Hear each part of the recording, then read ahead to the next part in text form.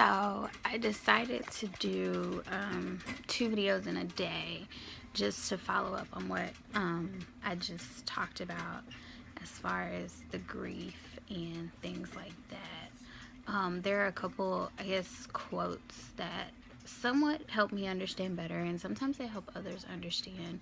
If you are watching this and you know someone who's lost their child or lost someone, um, sometimes it's easier to read other people's quotes or other people's suggestions because it helps you learn to deal with how to handle that person and what their pain is.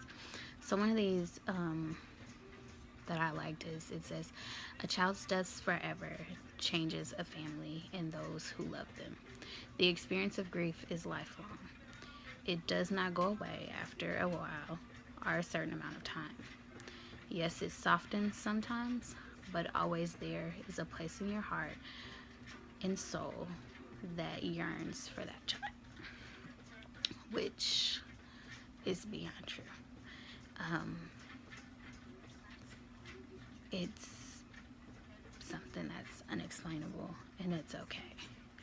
It's something that is so painful that sometimes you can't even bring your mind to wrap around understanding it, which is where I am a lot of times, where I can't even think about it sometimes because it causes me to be so weak and so in so much pain that words can't describe it. And I don't know how to always put it in words to help others understand. But what you should understand is that it's real and it's true. And as a human being, you just have to allow that person to hurt sometimes. Sometimes just being there.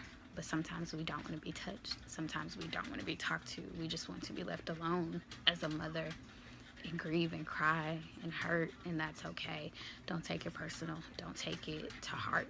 That sometimes we just want to not be touched, not be consoled.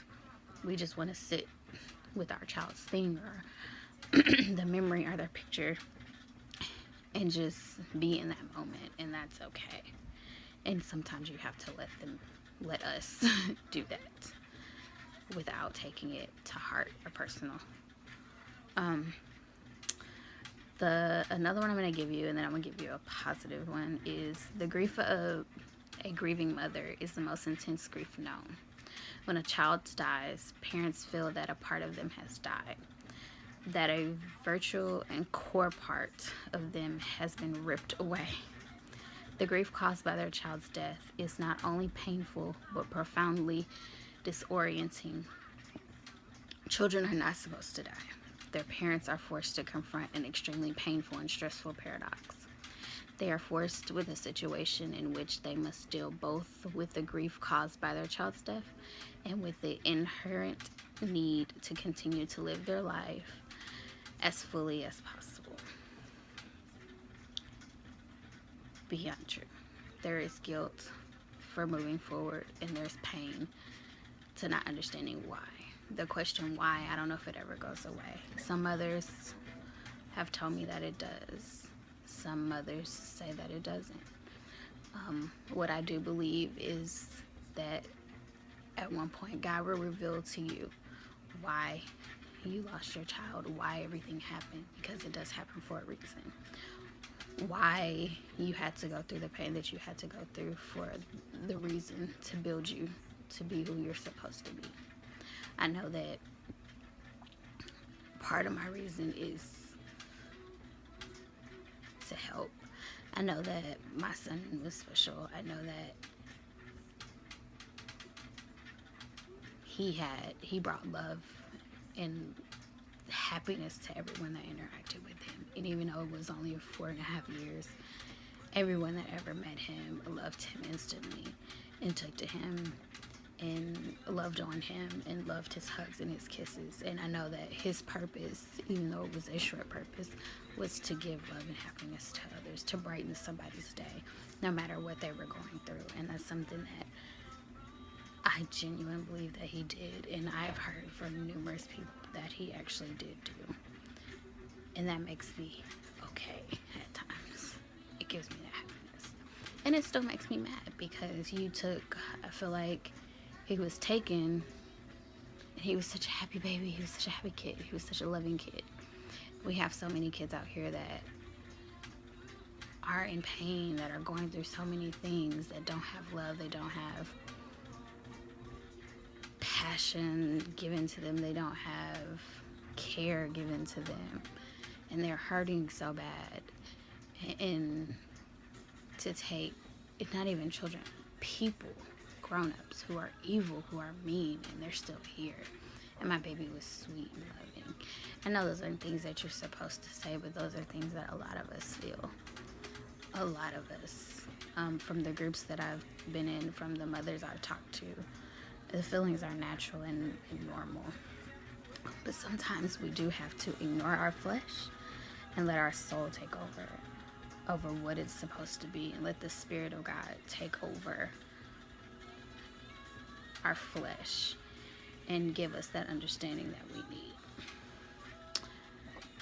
The next one, what I'm going to honestly leave with is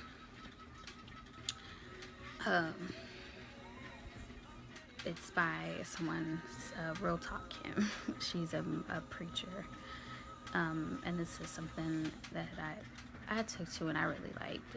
It says, there's going to be very painful moments in your life that will change your entire world in a matter of minutes, sometimes seconds. These moments will change you. Let them make you stronger, smarter, and kinder. But don't you go and become someone you're not. Cry, scream if you have to, then straighten up your crown and keep moving.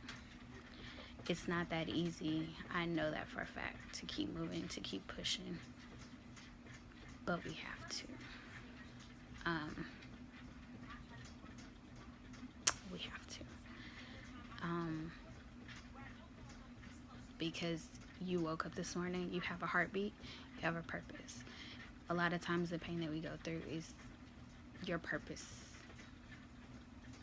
It teaches you the things that needs to be taught to make you the person that you are, to fulfill God's purpose that He has for you.